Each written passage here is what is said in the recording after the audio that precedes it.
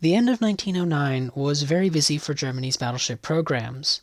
2 battleships were being completed, a further 2 were nearing completion, 3 more were being laid down, with a 4th being prepared, and they had just finished designing an additional class of battleships, and now they were calling for the design process of the follow-up to begin. Though the design phase for these ships would begin in the end of 1909, they would not be constructed until 1911, as the funding appropriated from the 1908 Naval Law would not be available until then. State Secretary Alfred von Tirpitz, like normal, wanted to keep the cost similar to the preceding class of battleships, which would be around 45 million marks, and so the basic design would be retained. As had occurred each time Germany went to design a battleship, this would cause a fierce argument within the naval offices. Everything on the battleship centered around its artillery. The idea of increasing the artillery's caliber had been heavily considered because there were rumors the Royal Navy was upgunning to the 13.5-inch gun and the United States Navy was going to the 14-inch gun. Increasing the caliber of the guns was a difficult topic to approach within Germany, as there were many issues with upgunning their battleships. Based off of the infrastructure regarding Germany's shipyards, the increase in gun caliber would result in a decrease in gun barrels due to the size of the ships. The proposed gun caliber for the 1911 battleships was 32-centimeter pieces, which, based on the Kaiser-class hull, the ship would only be able to mount 8 of these weapons, compared to using 10 of the 30.5-centimeter guns.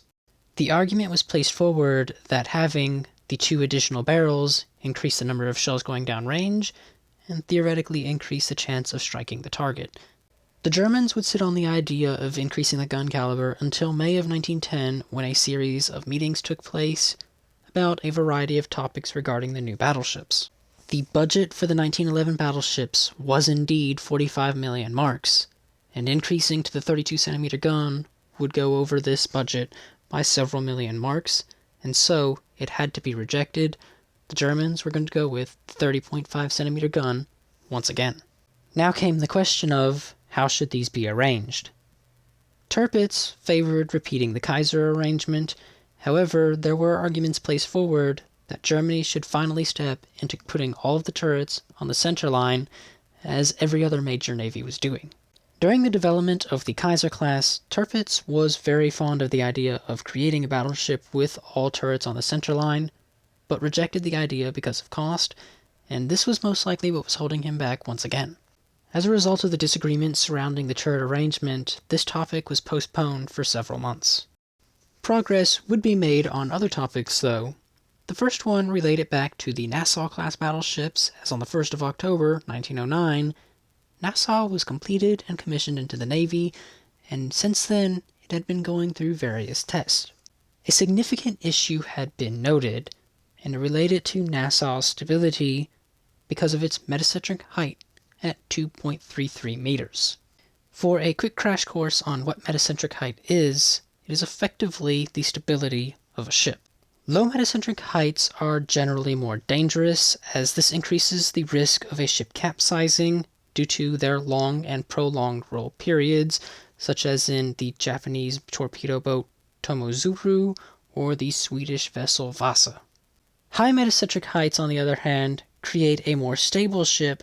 However, their roll periods in heavy seas are sharp and rapid, making them highly noticeable. For warships, high metacentric heights are generally considered to be good. However, due to this sharp, rapid roll period, it does mess with gunnery, as the angle of the guns is naturally being adjusted by the ship rolling. This in turn would make landing shells on the target difficult.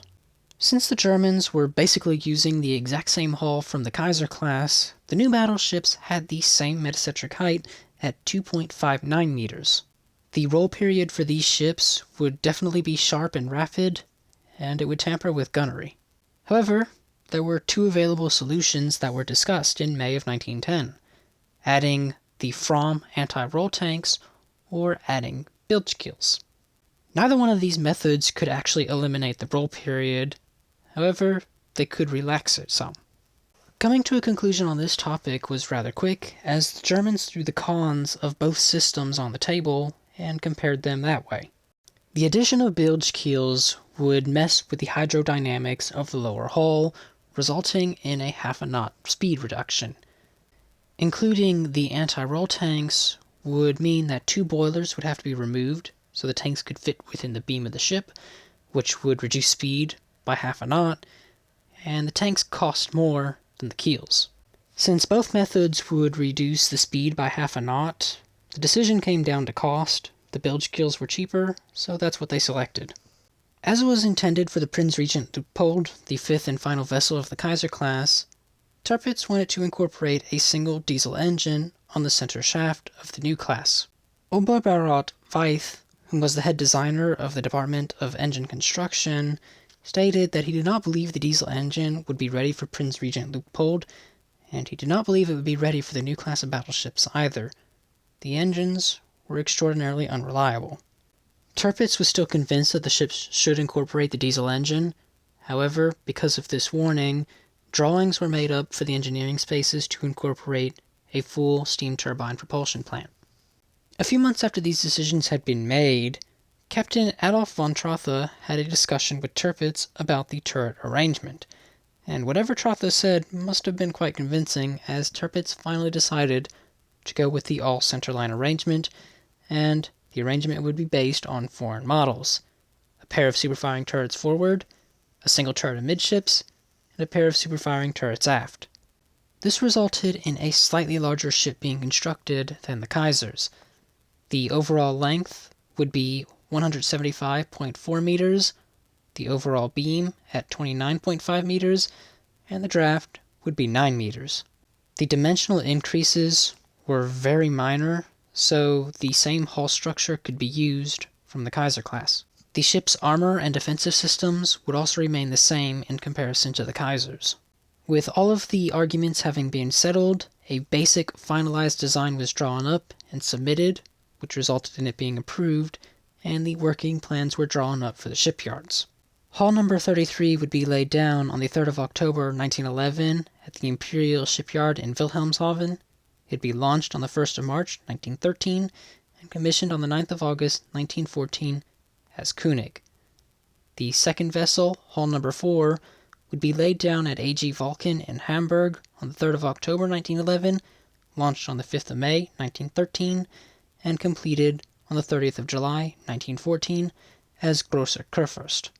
The third vessel, hull number 186, would be laid down in November 1911 at AG Weser in Bremen.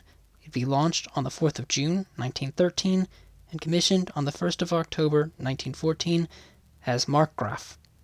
And finally, hull number 182 would be laid down in July of 1912 at the Germania Yard in Kiel. It'd be launched on the 21st of February 1914 and completed on the 8th of November 1914 as Kronprinz. At the time the Königs were being constructed, Germany was preparing itself for the next 20 years of battleship designs, as battleships were being replaced after serving for 20 years, based off the 1908 naval law.